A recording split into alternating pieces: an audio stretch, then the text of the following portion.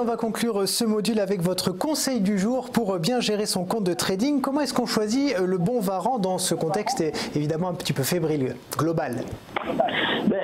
En effet, c'est l'approche qu'on peut se demander en produit de bourse. On va retrouver un éventail large de types d'investissements. Aujourd'hui, nous allons nous intéresser au turbo, puisque vous l'avez entendu et vous le savez, sur les turbos, donc nous allons retrouver turbo, turbo illimité, turbo illimité baisse. Donc de quoi s'agit-il et comment en fait bien les choisir?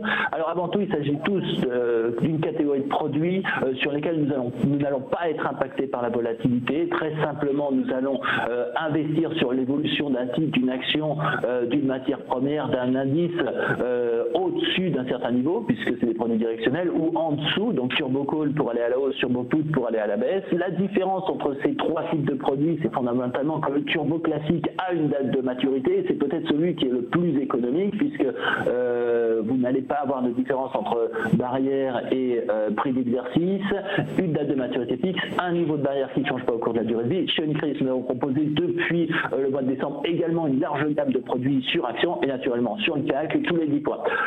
Ça, c'est pour effectivement faire du trading à court terme. Turbo illimité, on le comprend, c'est se laisser le temps. Turbo illimité baisse, c'est également pour se laisser le temps puisque les deux produits n'ont pas de date de maturité. La différence entre les deux, c'est que fondamentalement, le turbo illimité baisse est peut-être plus adapté à des stratégies peut-être un peu plus de long terme, puisque là, comme sur le turbo classique, il n'y a pas de différence entre prix d'exercice et barrière, qui sont toutes les deux remontées légèrement chaque jour pour financer effectivement la possibilité de ne pas avoir de date de maturité. Pour le turbo call, abaissé dans le cas du turbo illimité baisse put.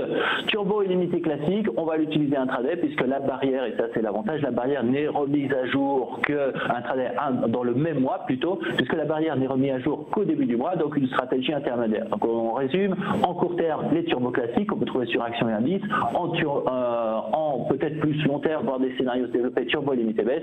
Pendant un même mois, on va utiliser les turbos illimités classiques sur lesquels nous pouvons également retrouver un peu plus de sous-jacents que sur les deux autres catégories.